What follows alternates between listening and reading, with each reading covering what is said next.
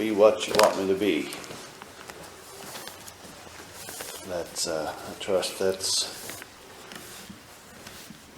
all of our desire today, that I'll be what you want me to be. That's all that matters.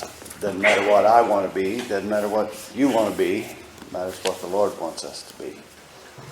And it doesn't matter whether it's some out front glamorous position or just being what we need to be right where we're at. I think that's a good lesson for us to learn, to be what He wants us to be right where we're at.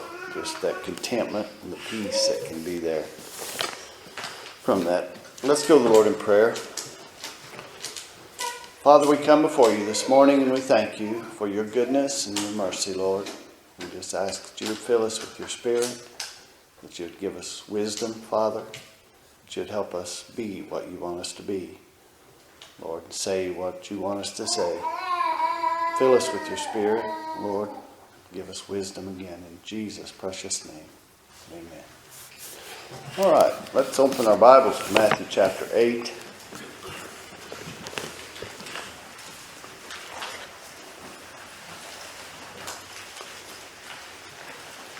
Matthew chapter 8, verse 23.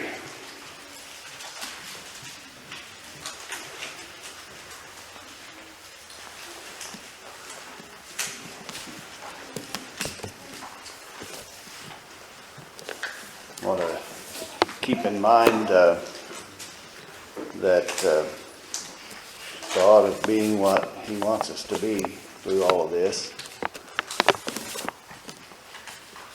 Verse 23. When he got into the boat, his disciples followed him.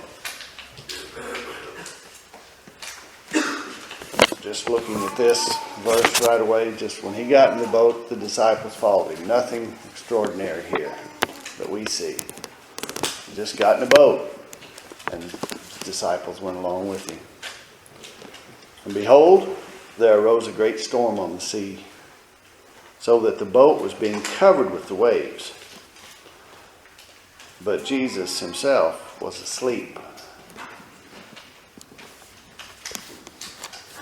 This is kind of the heart of what I want to get at today. Jesus was just exactly what God wanted him to be.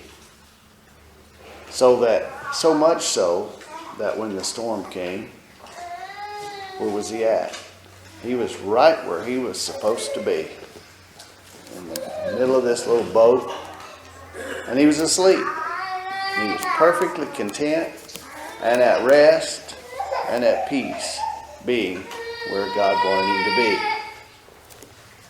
I've used to, whenever my children were little, maybe they would be afraid of a tornado or something. And I would often tell them, I said, I would rather be right in the middle of a tornado, being what I need to be and ought to be, trusting the Lord, than to be on some nice sunny beach somewhere with everything surrounding me just perfect in a calm, still sky. Being what you want to be, no matter what the situation, no matter what the storm, no matter what the calm, just being, and just that rest and that peace that offers. Oftentimes we get discontent and we get to thinking, well, I want to be doing this or I ought to be doing that. Oftentimes we get the idea, well, I need to be a missionary or I need to be doing something. Every one of us is a missionary right where we're at doing everything that we do. Every day. You don't have to go some great place to be a missionary. You don't have to go to some obscure destination to be a missionary. You're a missionary right where you're at. And God has things for us to learn right now, right here. Let's go on here. When he got into the boat, his disciples followed him, and behold, there was a great storm on the sea, so that the boat was being covered with the waves. But Jesus himself was asleep. And they came to him and woke him, saying, "Save us, Lord, we are perishing." He said to them, "Why are you afraid, you men of little faith?" Why are you afraid, you men of little faith?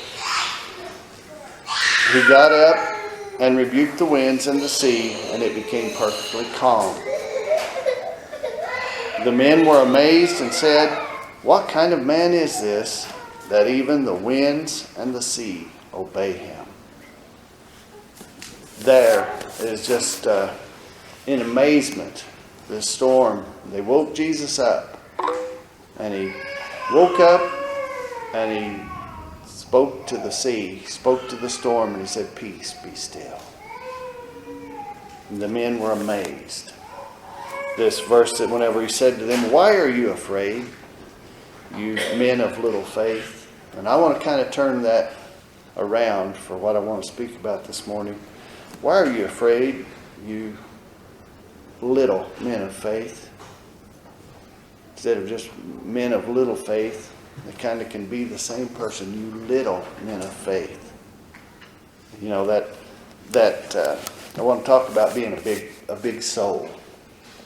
I want to talk about being a bigger man today. So in opposite of that, here Jesus was rebuking them of being a little man, little men of faith, men of little faith. They saw what he did. You know, Brother Kevin wrote a song that he wasn't with Jesus when he walked all these things. You know, he wasn't with the disciples. We aren't with them. But he's still here, and he's still the same God. And I think one of the things that bring us to being a big soul is knowing that we have a big God. Truly believing that. You know, there's a little saying that I've heard, you know, that says, don't tell your problems how big they are, or you don't have to tell God how big your problems are. Tell your problems how big God is. Just turn it completely around. You know, that's where it comes. You know, we can all be weak and complain and talk about to God how big our problems are. Or we can know how big a God is and how little our problems actually are compared to how big our God is. He spoke to the storm, and it just came immediately quiet. And it was amazing to the disciples, and it would have been to us, that who is this man that speaks to the storms? And they just, you know, we could tell the storm to go away, and we'd just have to wait it out no matter what happens. But Jesus was able to speak to it, and it just went quiet. Not because he needed it quiet or because he was worried about it. He was right where he needed to be. He was right where he needed to be, no matter what. And that's wherever we are, is where we're supposed to be. Trusting that we're doing and living out our lives, trusting in this big God that has all things in his hands. That's kind of the outline there of what we're looking at, is knowing that there's a big God. Now I want to put that into some practical areas of our lives. I want to turn to Romans chapter 15.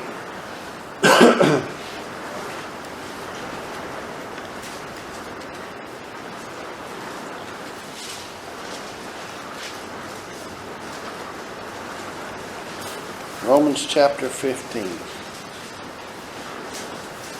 verse 1. Now we who are strong ought to bear the weakness of those without strength, and not just please ourselves. You know, I've noticed in religious circles that usually the person that is most upset about some person with a weakness is a supposed leader or a supposed strong person.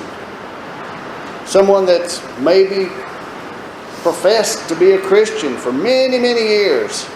And then some weak person comes along, supposedly, or some new person comes along, and they just about drive them crazy about how many faults this person has, or how many shortcomings this person has. And the Bible tells us, now we who are strong ought to bear the infirmities of the weak. You know, several years ago, whenever I was with the Mennonites, there was a man that had came from the streets, and he started coming to church, and he became a member of the church, and for about a year or so, or a year or two, he was there with the church, and there he had his problems, and after a while there was kind of a conflict between the preachers and this man, and they decided that they were going to put him on probing, or they were going to excommunicate him because of his weaknesses, because he was so, he just didn't quite measure up to the standard. And they asked me about it, these ministers. I was in a little problem myself with them and so we were in this meeting, and they asked me what were my concerns, and I shared with them. I said, well, I'll tell you one of my big concerns here, trying to work this out to where we can help people. I said, you've got this man that whenever he was a boy, his mother had been married 5 times. He grew up on the streets, and from daylight to dawn, all his mother wanted was him out of the house, out from under her hair. The only time that he got any attention from his mother or any support was whenever he had done something wrong and shamed her and got her in trouble, and then she would just take a belt and chase him, beating him with this belt. No security at all in his home life. Whenever he was 12 years old, he went on a trip with his grandma. And his grandma stopped along the way and taught him how to smoke dope, or smoke dope with him on the way home from a trip. This is the way he grew up. And somewhere along the line, the Lord got a hold of him. Actually, he was in jail. And the Lord got a hold of him. And he decided that he wanted to do what was right. Can you hear it all?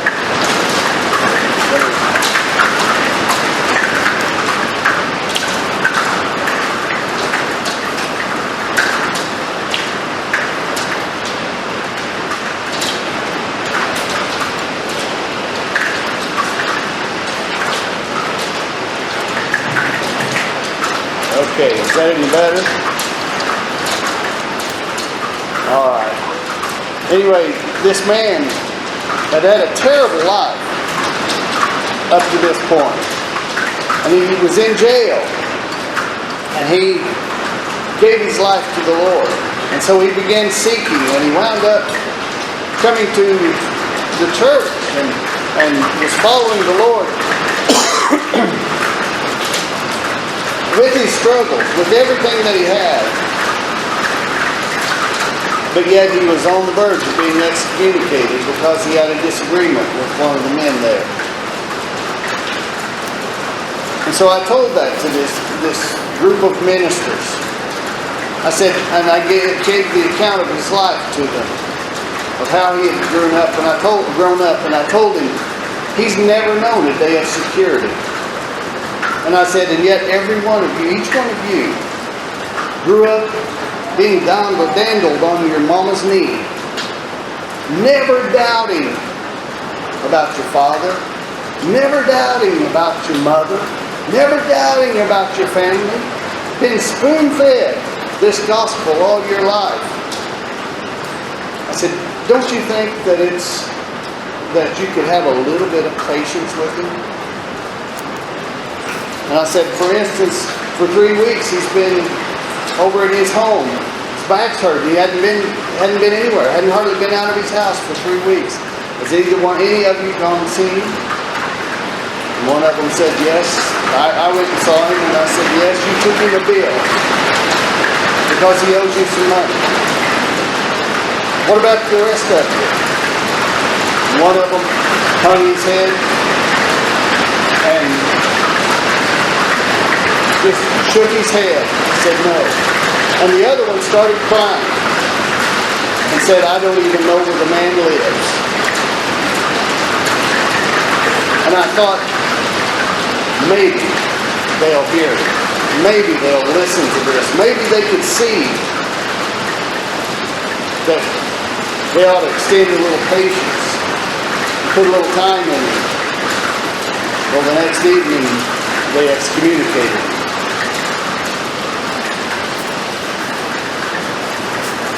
Now, we who are strong ought to bear the infirmities or the weaknesses of those without strength, and not just please ourselves. What I'm talking about is being the bigger person here. I don't know how many times I've talked with people, and they come and there's a complaint or there's a problem with somebody else.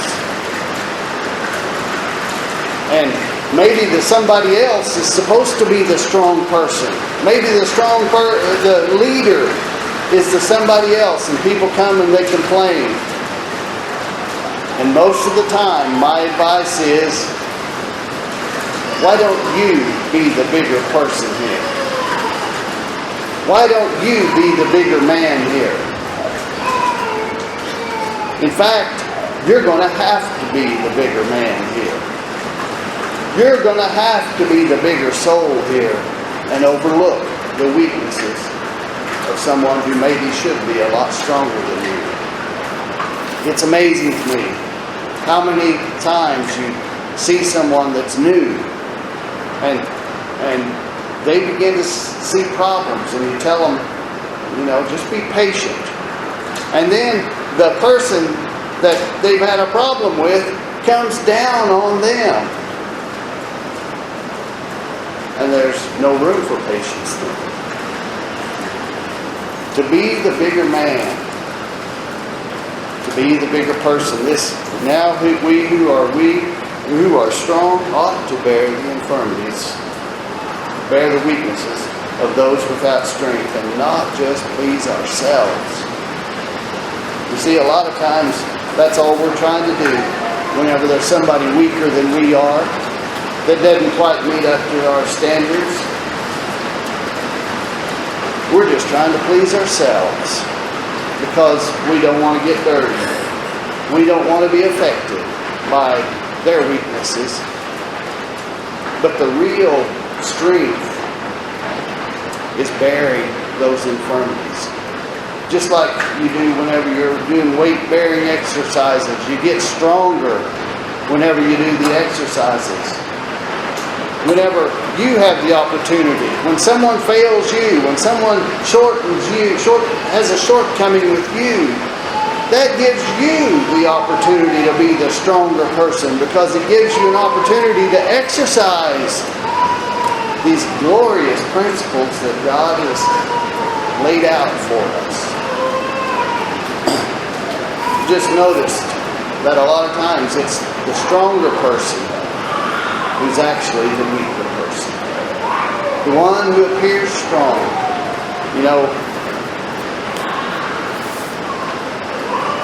Weakness. It's manifest in several different ways. One of them is being bullied. We hear about people being bullies. Just always trying to dominate someone. You know what that is? It's usually a weakness. They're trying to cover up something in themselves because they're not strong enough just to let that person be. Complaining shows a weakness. Complaining. You know, whenever we're looking at all the brethren and always complaining, it isn't the brother's fault, or it isn't the brother's problem at all. It's the complaining person's weakness. We're all going to have storms.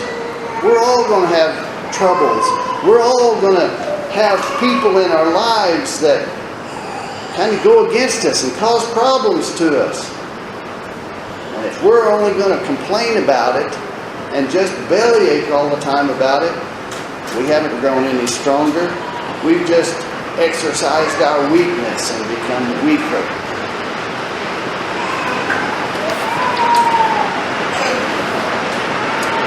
Be bigger than that. You know, whenever we're always picking, always nitpicking other people, that's not a strength. That's a weakness. Some of these things that we look and I can see their problems. That's not a strength. That's a weakness. Because you're trying to magnify their problems. Maybe because you have so many yourself that you're trying to cover up. And that's what happens a lot of times. The sad thing is when you have a person that's really trying, someone that needs help and needs encouragement, needs strengthening, and then they've got someone that's just nitpicking at them all the time. That's where you cause someone to stumble. You know, whenever there's a young brother or a young sister that's struggling, and a lot of times the reason they're struggling is because they're seeing the things going on that maybe aren't quite right above them. And so they begin to struggle. And then the person that's above them comes down hard on them. Just always nitpicking them. Always just right there, just finding fault with them. And you have to tell the young brother to be strong. You have to tell the young sister or brother, you're going to have to be the bigger man here. You're going to have to be the bigger soul here. And that's good for them. That's good for them. You know, we don't like to have troubles, and we don't like to have problems. But it's good for us. And it makes us stronger. It makes us better.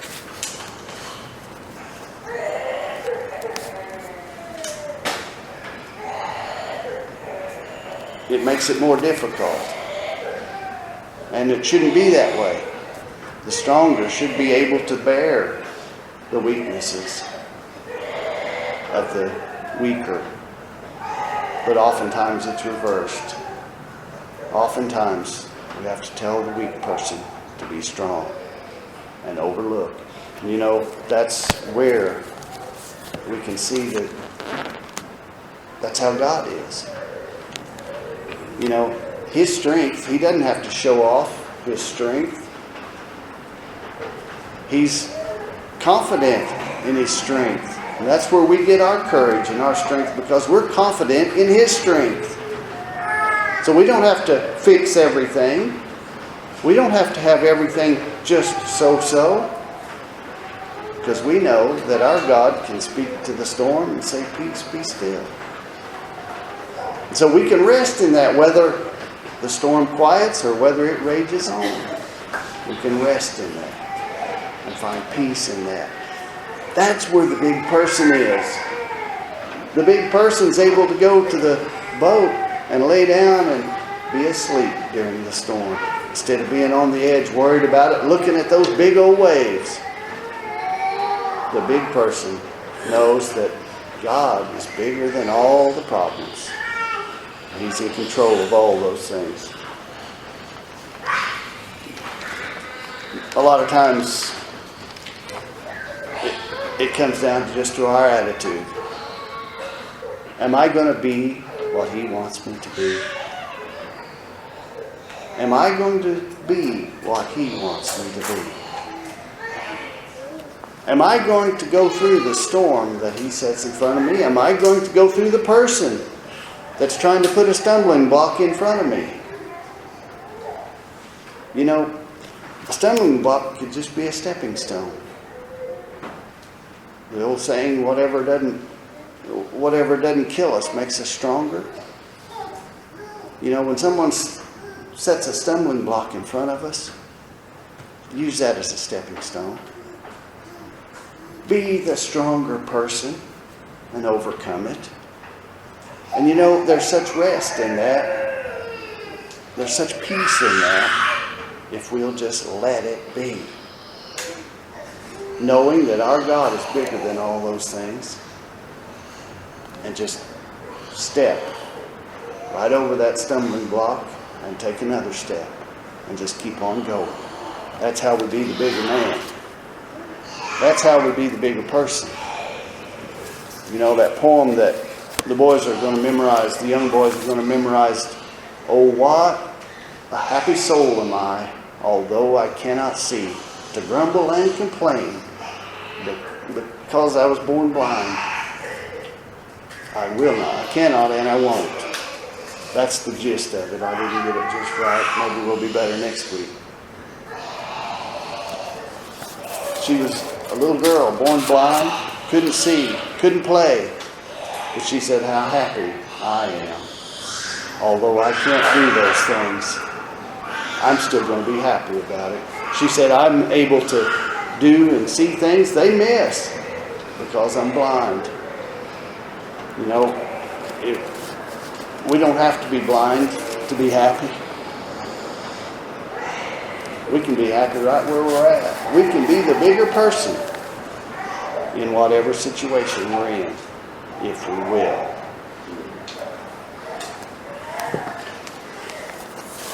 Now, we who are strong ought to bear the weaknesses of those without strength, and not just please ourselves. Each of us is to please his neighbor for his good, to his edification.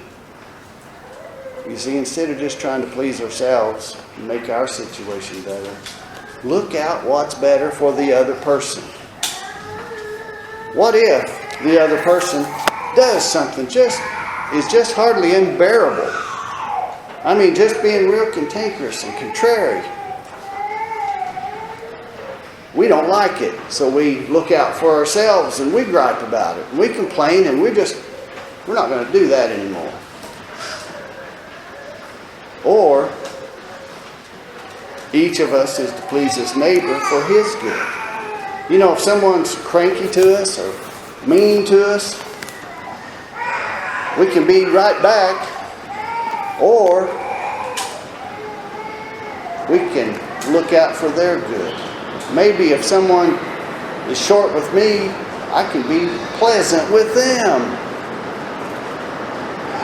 Maybe someone doesn't appreciate me, I can appreciate them. You can overcome evil with good. And if it doesn't even help them, you can still overcome. But if you fall into the same category as what you don't like in them, and you turn yourself into what you didn't like in them, you've both lost.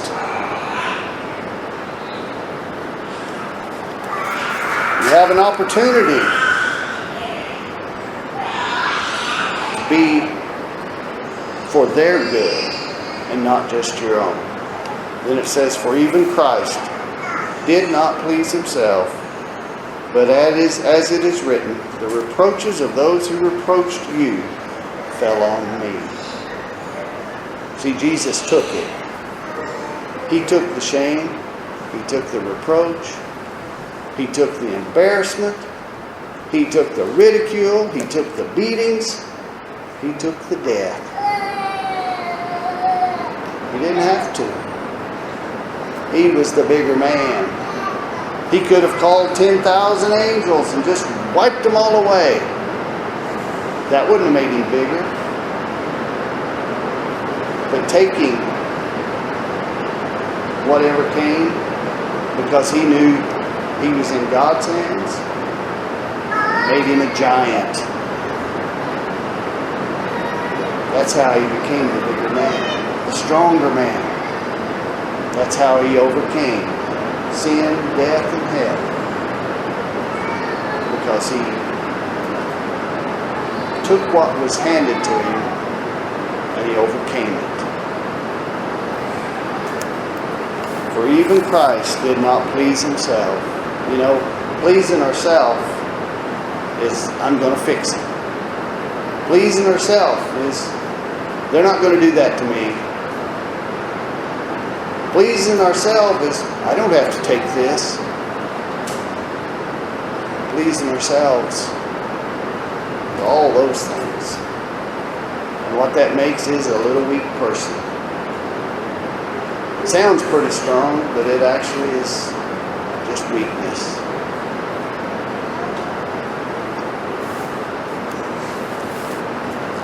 Christ did not please himself.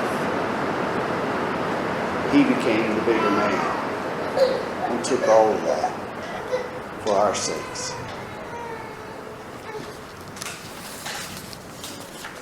You know, it's sad, like I said, sometimes that the stronger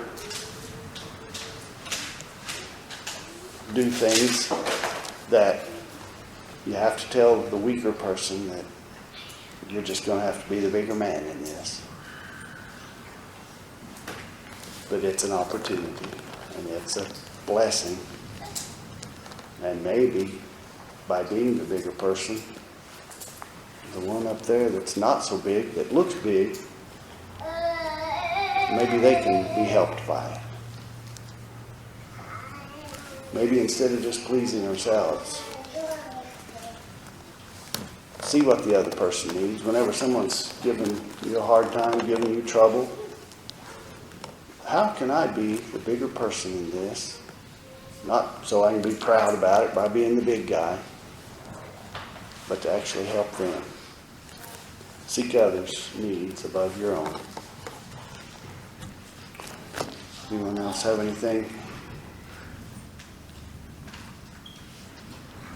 you'd like to share or add?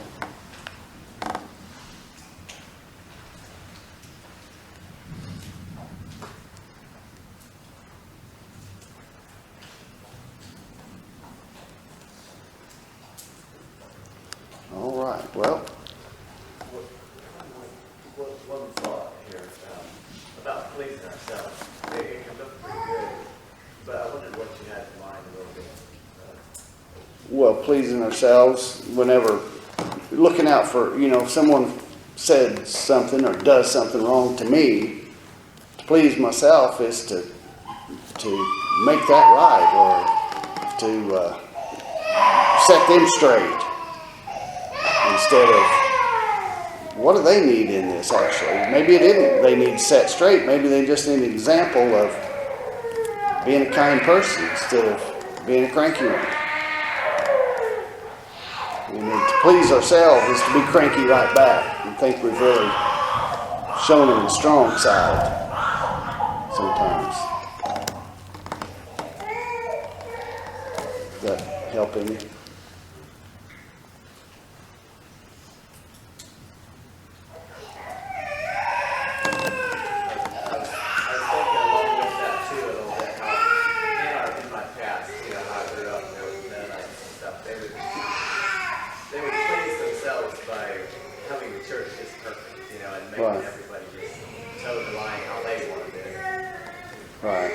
Instead of humbling themselves and being patient with someone that didn't quite look just exactly like they did or speak just exactly like they did. I mean, that's the idea. Sometimes the weaker person doesn't know all the little taboos and little things that everybody gets accepted, practice, whatever, and so they're just kind of shunned or put aside or forgotten sometimes. And it's so then the weaker person has to, instead of being mad about it, pleasing themselves, just have to, I've got to overlook those things and be the bigger man.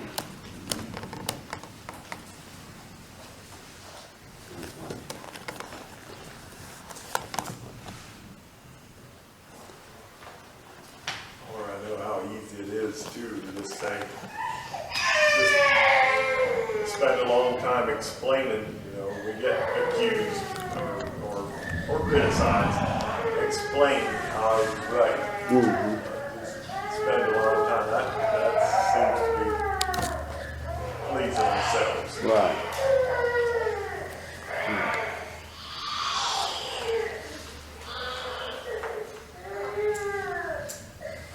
All right. Well, Lord bless y'all. Part in peace. We'll meet back at 6 o'clock this evening, Lord willing.